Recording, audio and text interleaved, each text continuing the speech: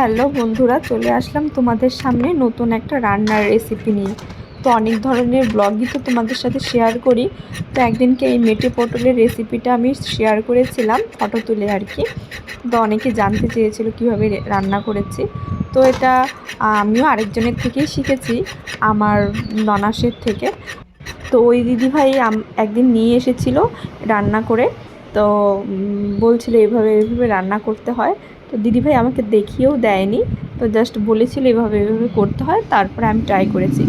তো প্রথমে ভালো করে পটলের যে কি আছে চোকলাগুলো আছে সেগুলো হালকা যে বটির দাও দিয়ে একটু ছাড়িয়ে নিলাম। তারপরে মুখগুলো ভালো করে কেটে একটু লবণ দিয়ে ভাপিয়ে নিয়েছি। আর এখানে দেখতেই পাচ্ছিলে যে মশলাগুলো ছিল, তো মাংসের যে মশলাগুলো হয় সেম মশলা ওইভাবেই নিতে হয়। আদা, রসুন, পেঁয়াজ, একটু জিরের গুঁড়ো, একটু ধনের গুঁড়ো, একটু গরম মশলা। তো এখানে আমার কাছে মেটেটা একটু কম ছিল, তো একটু আলু কুচিয়ে দিয়েছিলাম। তো স্বাভাবিক মেটের দোকানে গেলে সেই হিসাবে মেটে দিতে চায় না। তো বর মাংসের সাথে একটু বেশি করেই মেটেটা চেয়ে নিয়ে এসেছিলো, তাতেও হচ্ছিল না। তো 7-8টা পটল ছিল আমার কাছে। তো পটলটা বেশ একটু মোটা মোটা নিতে হবে, যাতে পুর অনেকটা ভেতরে আটে আর কি, খেতে যাতে কামড় দিলে আর কি অনেকটা পুর বার হয়, তো বেশ ভালো লাগে। তো একটুখানি আলু দিয়ে মশলাটা বাড়িয়ে নিয়েছিলাম। তো ভালো করে মশলাগুলো এদিকে ফ্রাই করতে বসিয়ে দিয়েছি।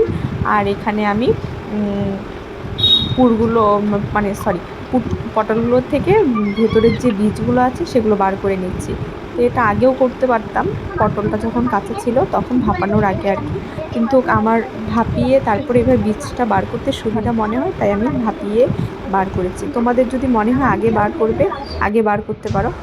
তো এইসব রান্নার মাঝখানে দেখতেই পাচ্ছ মেয়ে স্কুলে যাবে, এখানে বড় স্নান করে চলে এসেছে, ভাত দিতে হবে। তার মধ্যে এত মানে এই আইটেমগুলো করতে গেলে এতটা ঝামেলা হয়, কিন্তু কিছু করার নেই। আমি যেহেতু খেতে ভালোবাসি, বড় খেতে ভালোবাসে, এর জন্য আমাদের ঘরে যতই ঝামেলার রান্না হোক সেগুলো রান্না করতে হবেই। যারা রান্না করতে ভালোবাসে তারা খেতেও ভালোবাসে, আর যারা খেতে ভালোবাসে তারা সব ঝামেলার রান্না সহ্য করতে পারে, করতেও পারে। তো যাই হোক, এখানে আমার আলু আর পেঁয়াজটাকে ভালো করে ভেজে নিয়েছি।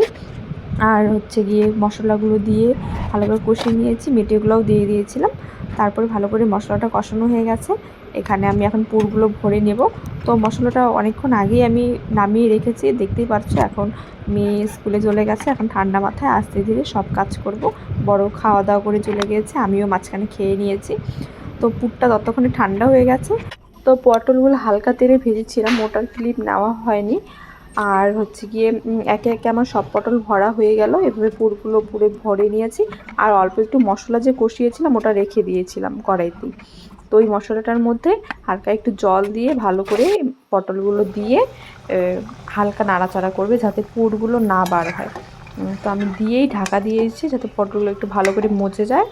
আর ভালো করে একটু কষানো কষানো করব। তো এই ঝোলটা থাকবে না, একদম পটলগুলোর গায়ে মশলাগুলো লেগে থাকবে। তো এমন হবে। তো দেখাচ্ছি, দাঁড়াও, এই যে দেখো ফাইনাল লুকটা। তো দেখতেই পাচ্ছ কি সুন্দর হয়েছে। তো দারুণ লাগে আমার এই মেটে পটলটা খেতে। তোমরা ট্রাই করো বাড়িতে, আর রান্না করে অবশ্যই জানাবে কেমন হয়েছে। আমার তো বেশ দারুণ লাগে খেতে, তোমরাও খেয়ে দেখো, দারুণ লাগবে তোমাদেরও।